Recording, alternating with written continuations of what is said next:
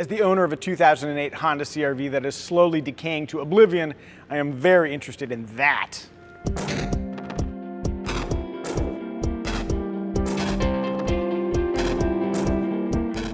If you've ever seen a Honda CR-V, you've probably guessed that this is the new 2023 CR-V. The title of the video might also have given it away.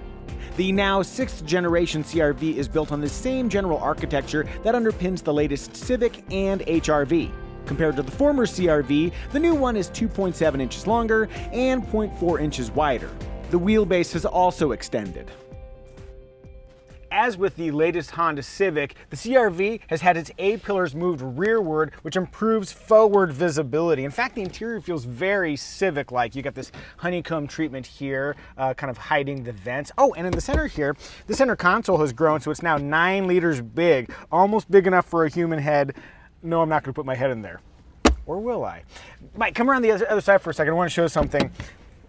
As introduced on the Honda HR-V, the CR-V has body stabilizing seats. That's just their nomenclature for their new seat design, but they are very comfortable. I want to point out something really important though. As a guy who always complains about lumbar support, this button right here is a big deal. This is power adjustable lumbar support, and this is the base trim. Yeah, power adjustable lumbar support is standard, which means less complaining from me, everyone wins. Yeah, that's the stuff. Yeah. The new CR-V's interior is roomier, and one place you'll really feel that is in the second row seats. This is my ideal front seat position, and seated behind myself, I've got so much leg room. In fact, so knee clearance is excellent, but look how far I can put my feet under there, because the front seat sits up enough, I can really stretch out. Great headroom. Oh, and they've also adjusted the rear seats, so there's now 8 degrees of recline, so you can really dial in the exact perfect comfortable position. Last thing I'm going to mention, I have complained about this a zillion times, rear seat vents. These are standard. Again, this is the base EX trim, and these little guys are right here. So when my daughter is driving in the CR-V with us, these will help keep her cool, because she's only 7 and she deserves air conditioning, doesn't she? Well done, Honda. Rounding out the CR-V's newfound capaciousness, boy, that's a $10 word, 36.3 cubic feet of space behind the second row seats, and if you go with a non-hybrid, you can take the floor and drop it down, and that adds 3 cubic feet. One thing I have noticed, though, is that if you flip the seats down, like this, eventually, it is not a flat load floor, even with the cargo floor in its upper position. So there's a little bit of a hump here, but in terms of overall space, it is a definite improvement. The way Honda has divvied up the CR-V lineup is interesting. Basically, there are 4 trims. The EX and EXL get a 1.5-liter turbocharged engine married to a continuously variable transmission.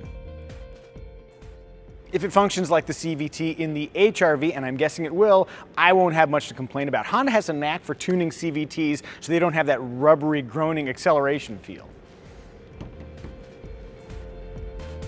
Completing the CR-V lineup are the Sport and Sport Touring trims, both featuring an updated hybrid powertrain that merges an efficient 2-liter gasoline engine with 2 electric motors. You'll notice that 204 horsepower is more than 190 horsepower. Honda noticed that too, which is why they're including the hybrid powertrain in their sportier models.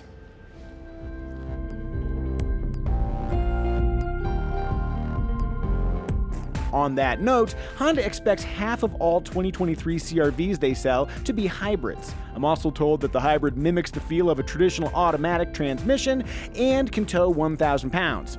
So far, we don't have any details on fuel economy figures for either the 1.5-liter engine or the hybrid, which explains my speedy segue into the updated all-wheel drive system that can now send up to 50% of the engine's power to the rear wheels.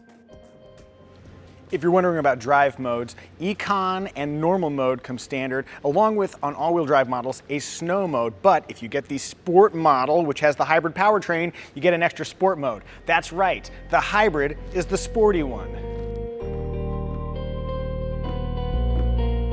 And if you'd rather not press the brake pedal when descending a dirt hill, you'll be pleased to know that the 2023 CR-V now includes hill descent control. Stylistically, the new CR-V looks unmistakably like a CR-V. but there is a sharpness to the design that gives the 2023 model presence. All CR-Vs get standard LED head and taillights, and the smallest wheels you'll find are 18-inch alloys. I like that the Sport and Sport Touring trims receive somewhat sportier fascias, dark trim, and these rectangular exhaust finishers, though only the right side actually surrounds an exhaust outlet.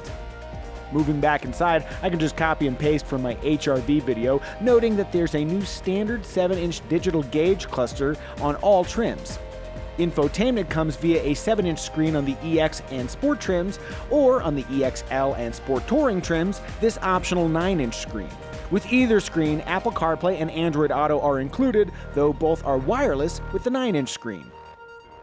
And as observed in the HR-V, the CR-V's infotainment interface offers a nice blend of physical buttons and knobs, along with a very, very simple interface. It's very easy to use, though I do wish the little anchor point here for your thumb so you can make steady inputs when you're driving was a little bit bigger. Just a little bit. Stop screaming at me. Just a little bit bigger. That's all I ask for.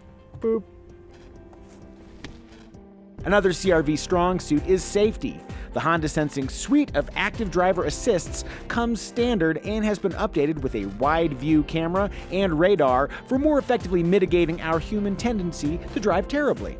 I'm also excited that blind spot warning is now standard, and if worse comes to worse, there are 10 airbags ready to deploy, including rear passenger side impact airbags and front driver and passenger knee airbags. Yeah, I get excited about safety equipment. Don't you?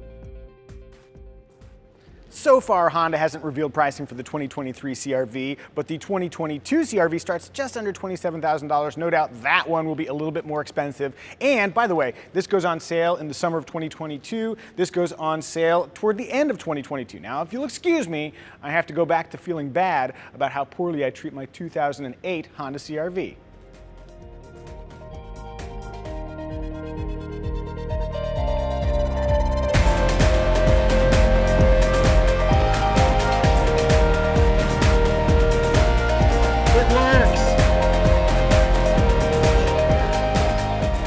I didn't have enough room in there for my dignity as well. Just the head.